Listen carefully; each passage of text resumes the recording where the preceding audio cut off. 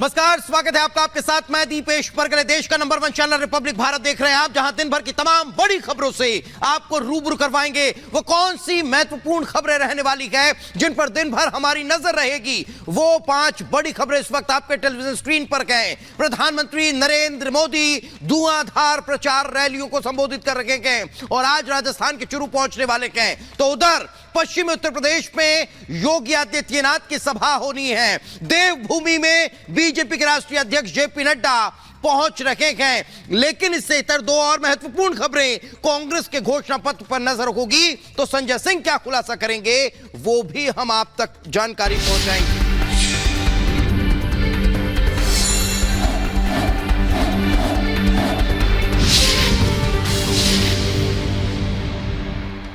तो सबसे पहले बात प्रधानमंत्री नरेंद्र मोदी के ताबड़तोड़ दौरे की कर लेते हैं। आज राजस्थान के चुरू प्रधानमंत्री नरेंद्र मोदी पहुंचने वाले हैं और चुरू में जब प्रधानमंत्री नरेंद्र मोदी पहुंचेंगे तो बीजेपी प्रत्याशी के पक्ष में चुनावी माहौल देखने को मिलेगा।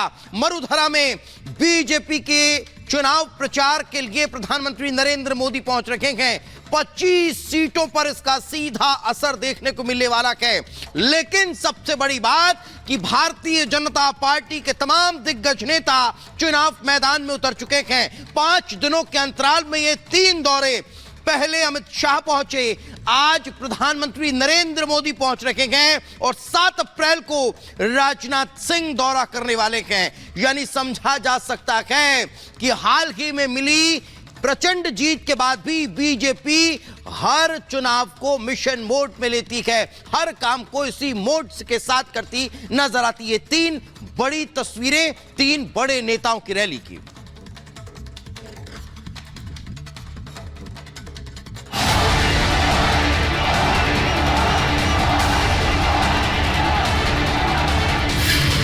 मिशन मरुधरा पर प्रधानमंत्री मोदी। चुरू में मेगा चुनावी रैली। राजस्थान में टारगेट 25। रण में डटे बीजेपी दिग्गज।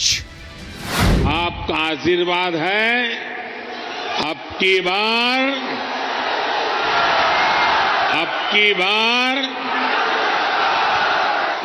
बार एनडीए सरकार 400 पार। 4 जून को 400 पार का लक्ष्य बीजेपी का मिशन है और मिशन की सफलता के लिए प्रधानमंत्री मोदी ने दिन रात एक कर दिया है। एक बार फिर राजस्थान की धरती पर होंगे प्रधानमंत्री मोदी और टारगेट है राजस्थान के रण को क्लीन स्वीप करने का। 2 अप्रैल को कोटपुतली दौरे के बाद प्रधानमंत्री मोदी आज चुरू में और कल यानी 6 अप्रैल को अजमेर में जनसभा को संबोधित करेंगे। राजस्थान के रण में टारगेट 25 को पूरा करने के लिए लगातार बीजेपी दिग्गजों का दौरा जारी है। पिछले दिनों गृह मंत्री अमित शाह ने जयपुर, सीकर और जोधपुर का दौरा किया था। आज एक बार फिर प्रधानमंत्री राजस्थान की धरती पर हैं। तो वहीं राजनाथ सिंह भी 7 अप्रैल को बीकानेर, झुंझुनू में चुनावी रैली करने वाले हैं। 5 दिनों के अंतराल में पीएम मोदी का ये तीसरा राजस्थान दौरा होगा। चुरू में पीएम मोदी के दौरे से पहले तैयारियों को अंतिम रूप दिया जा रहा है।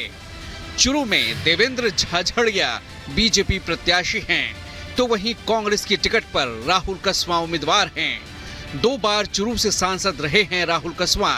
बीजेपी के टिकट पर वो चुनाव जीतते रहे हैं। बीजेपी ने इस बार देवेंद्र झाझड़िया को टिकट दिया है। राहुल कसवां ने टिकट कटने के बाद पाला बदलते हुए कांग्रेस का हाथ थाम लिया है।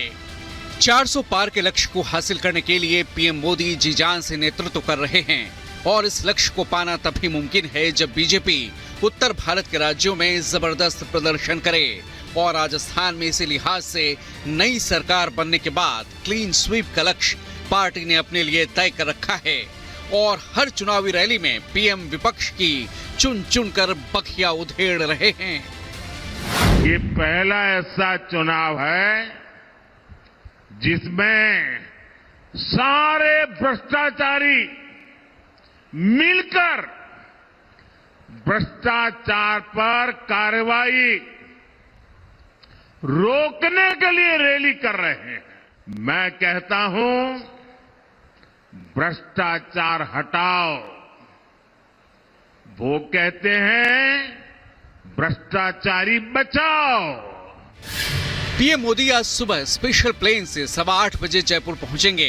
करीब 10 बजे चुरू हेलीपैड पर उतरेंगे PM Modi. Police line Churu में पीएम की मेगा चुनावी रैली है। सुबह 11:15 बजे चुरू से फिर वापस जयपुर के लिए रवाना हो जाएंगे पीएम। कल ही पीएम मोदी ने बिहार और पश्चिम बंगाल का दौरा किया और जमकर विपक्ष पर निशाना साधा। रेलवे में भर्ती के नाम पर जो लोग गरीब युवाओं से जमीन लिखवा लें, वो बिहार के युवाओं का कभी भला नहीं कर सकते। रेल मंत्री हमारे नीतीश बाबू भी थे। आज तक कोई शिकायत नहीं आई नीतीश बाबू के खिलाफ, और इन लोगों ने गरीबों की जमीन छीन ली। जाहिर है उत्तर से लेकर दक्षिण तक बीजेपी की जीत पर निगाहें हैं और अपने सबसे बड़े नेता और जन आशीर्वाद के जरिए बीजेपी लगातार तीसरी बार सत्ता में वापसी के सपने देख रही है। अब देखना होगा कि 4 जून को जनता किसके दावों और वादों पर अपना भरोसा दिखाती है। Bureau report, Republic Bharat. तो प्रधानमंत्री नरेंद्र मोदी के दौरे के बाद अब बात कर लेते हैं उत्तर प्रदेश के मुख्यमंत्री योगी आदित्यनाथ की। तो सीएम योगी आदित्यनाथ आज बागपत और अलीगढ़ के दौरे पर रहने वाले हैं। इस दौरान वे कई चुनावी जनसभाओं को भी संबोधित करेंगे। देखें 1 मिनट की रिपोर्ट। लोकसभा चुनाव के लिए सीएम योगी ताबड़तोड़ प्रचार में जुटे हैं। आज बागपत और अलीगढ़ में एनडीए प्रत्याशी के पक्ष में प्रचार करेंगे। बागपत में दूसरे चरण में 26 अप्रैल को मतदान होना है, जिसे लेकर आरएलडी और भाजपा कार्यकर्ता तैयारियों में जुटे हुए हैं। सीएम योगी आज जयंत चौधरी के साथ मंच साझा करेंगे और बीजेपी रालोद गठबंधन प्रत्याशी राजकुमार संगवान के लिए वोट मांगेंगे। बागपत के गेटवे स्कूल में होगी विजय शंखनाद रैली। बागपत के बाद अलीगढ़ में रैली को संबोधित करेंगे सीएम योगी। सीएम योगी के अलावा डिप्टी सीएम केशव प्रसाद मौर्य अलीगढ़, अमरोहा और मुरादाबाद का दौरा करेंगे। तो वहीं ब्रजेश पाठक बाराबंकी में कार्यकर्ताओं को संबोधित करेंगे। केशव प्रसाद मौर्य भी बीजेपी बूथ अध्यक्षों के सम्मेलनों को संबोधित करेंगे। Bureau report, Republic Bharat. और अब बात मध्य प्रदेश के धार की भोजशाला की कर लेते हैं। धार भोजशाला में एएसआई का सर्वे चल रहा है, लेकिन इसी एएसआई सर्वे की रोक को लेकर एक और याचिका पर आज सुप्रीम सुनवाई होने वाली है। देखिए 1 मिनट की रिपोर्ट।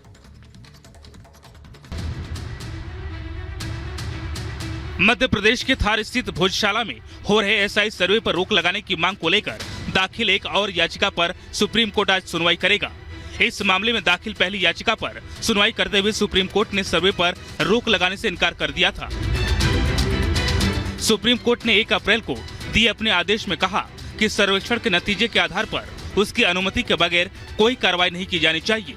साथ ही विवादित स्थल पर कोई भौतिक खुदाई नहीं की जाए जिससे इसका स्वरूप बदले। बीते महीने 22 मार्च को धार की भोजशाला में सर्वे शुरू हुआ था। ज्ञानवापी की तरह ही भोजशाला में सर्वे किया जा रहा है। मुस्लिम पक्ष ने 22 मार्च को ही सुप्रीम कोर्ट का रुख किया था और उन्होंने सर्वे पर रोक लगाने की मांग की थी। Bureau report, Republic Bharat.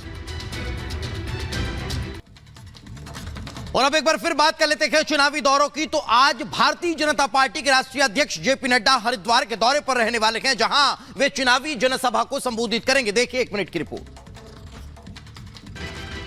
Lok Sabha चुनाव के आगाज के साथ ही बीजेपी के स्टार प्रचारकों का उत्तराखंड दौरा शुरू हो चुका है। प्रधानमंत्री नरेंद्र मोदी के बाद आज बीजेपी के राष्ट्रीय अध्यक्ष जेपी नड्डा हरिद्वार पहुंचेंगे और बीजेपी उम्मीदवार त्रिवेंद्र सिंह रावत के लिए चुनाव प्रचार करेंगे। इससे पहले कल उत्तराखंड में नड्डा ने विकास नगर और पिथौरागढ़ का दौरा किया था। जेपी नड्डा के दौरे को लेकर बीजेपी पदाधिकारी अपनी तैयारियों में जुट गए हैं। जेपी नड्डा आज हरिद्वार के आर्यनगर चौक से ऋषिकुल मैदान तक रोड शो निकालेंगे और ऋषिकुल मैदान में ही विशाल रैली को संबोधित करेंगे। सबसे पहले जेपी नड्डा जूना अखाड़े में माया देवी मंदिर में पूजा अर्चना करेंगे। उसके बाद साधु संतों के साथ नड्डा का संवाद होगा। इसके बाद बीजेपी अध्यक्ष जेपी नड्डा कार्यकर्ताओं के साथ अहम बैठक करेंगे। हरिद्वार के ऋषिकुल मैदान के साथ साथ जूना अखाड़े में भी भव्य पंडाल लगाया गया है। Bureau report, Republic Bharat. Amethi के चुनावी मैदान में कांग्रेस की तरफ से कौन ताल ठोकेगा, इसको लेकर सस्पेंस लगातार बना हुआ था।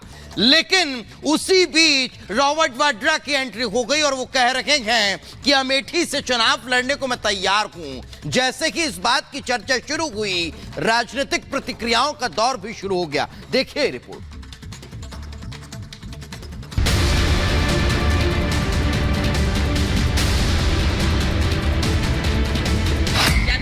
हमारी सेवा को देखा, जाना, परखा और पुनः हम पर विश्वास किया। अमेठी से स्मृति ईरानी के मुकाबले कौन, ये सवाल लोगों की ज़हन में था।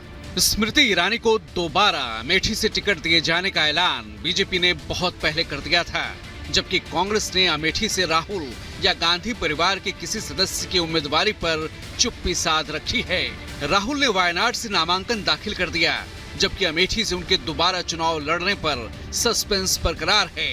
इस बीच गांधी परिवार के दामाद और प्रियंका गांधी के पति रॉबर्ट वाड्रा ने अपनी सियासी इच्छाओं को सार्वजनिक कर चुनावी मैदान में उतरने का मानो ऐलान कर दिया है। पहले जरा सुनिए क्या कह रहे हैं रॉबर्ट वाड्रा अमेठी से अपनी उम्मीदवारी के बारे में। अपना पहला कदम अगर राजनीति में रखता हूं और सांसद बनने की सोचता हूं तो मैं अमेठी को ही रिप्रेजेंट करूं, क्योंकि मैंने 99 से अपनी जो प्रचार प्रियंका के साथ शुरू किया वो अमेठी में ही था। गांधी परिवार के दामाद रॉबर्ट वाड्रा ने स्मृति ईरानी पर निशाना साधा और दावा किया कि अमेठी की जनता उन्हें बतौर सांसद राजनीति में आने का मौका देना चाहती है। जब अमेठी के लोगों को लग रहा है कि उन्होंने गलती की कि स्मृति जी को जिताया और राहुल को वहाँ से जो भी है कि कोई और कंस्टिट्यूएंसी ढूंढनी पड़ी या जो भी है, पर मुझे लग रहा है कि वो चाहते हैं कि गांधी परिवार का कोई भी सदस्य वापस आए, वहाँ वो भारी बहुमत से जिताएंगे। हालांकि ये कोई पहली बार नहीं है जब रॉबर्ट वाड्रा ने सियासी पिच पर खेलने की अपनी इच्छा जताई हो, लेकिन इस बार अमेठी में कांग्रेस प्रत्याशी को लेकर लोगों में दिलचस्पी ज्यादा है और रॉबर्ट वाड्रा ने एक तरह से चुनाव लड़ने की अपनी इच्छा को सार्वजनिक कर इशारा कर दिया है कि गांधी परिवार की तरफ से मुमकिन है कि उन्हें अमेठी की कमान सौंप दी जाए।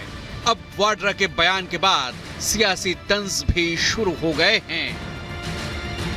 रॉबर्ट वाड्रा ने अब इच्छा जताई है कि वो भी चुनाव लड़ना चाहते हैं, क्योंकि जमीनों से उनका विशेष जुड़ाव है। तो अभी जमीनी नेता के आने से कांग्रेस पार्टी की जमीन कितनी मजबूत होगी ये तो वक्त बताएगा, लेकिन हम स्वागत करेंगे, क्योंकि ऐसे भ्रष्टाचारियों को पराजित करने में एक अलग प्रकार का सुख अनुभव होता है। ऐसे भ्रष्टाचारियों के लिए अब लोकतंत्र में कहीं कोई स्थान नहीं होगा और ये मुंह की खाएंगे। ये आ जाएंगे तो और भी गलत दिशा में ही पार्टी जाएगी। फिर भी अब मैं कांग्रेस पार्टी में नहीं हूं और कांग्रेस पार्टी किसको मौका देती है और किसको चुनाव लड़ाती है और किसकी वजह से पार्टी का फिर से रिवाइवल होगा, ये अब कांग्रेस पार्टी को तय करना है। मैं कुछ नहीं कहूंगा। मैंने पिछले 20 वर्षों में बहुत कुछ देखा है, भोगा है, और मेरा ऐसा मानना है कि अब पार्टी पूरी तरह से एकदम से बीमार हो चुकी है। रॉबर्ट वाड्रा के चुनाव लड़ने के संकेतों के बाद बीजेपी और जेडीयू ने परिवारवाद के मुद्दे पर कांग्रेस को घेरा है। देखिए, रॉबर्ट वाड्रा ने जो कहा, एक बात तो बहुत स्पष्ट है कि ये परिवारवाद से बाहर निकल ही नहीं सकते। अब देखो रॉबर्ट क्या बोल रहे हैं जी कि मेरे से उम्मीद करते हैं। फिर भी तुम क्या हो, तुमसे उम्मीद करते हैं? गांधी परिवार के दामाद होने के अलावा तुम्हारे पास ऐसा कौन सा सर्टिफिकेट है जिस तुमसे लोग उम्मीद करते हैं?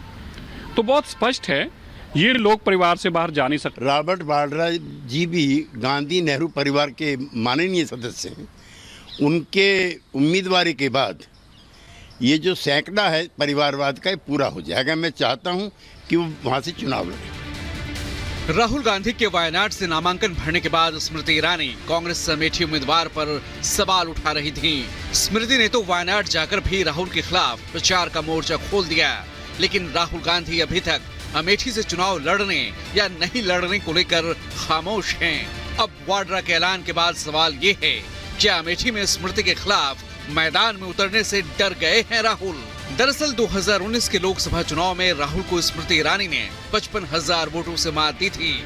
इंडी गठबंधन में कांग्रेस यूपी की 17 सीटों पर चुनाव लड़ रही है, जिनमें अमेठी और रायबरेली भी शामिल हैं। लेकिन दोनों जगहों से उम्मीदवार के नाम पर सस्पेंस बरकरार है। Bureau report, Republic Bharat. और अब बात अमरावती से सांसद नवनीत राणा की कर लेते हैं, जो बीजेपी के टिकट पर अब चुनाव लड़ने के लिए ताल ठोक चुकी है। उन्होंने भी अपना नाम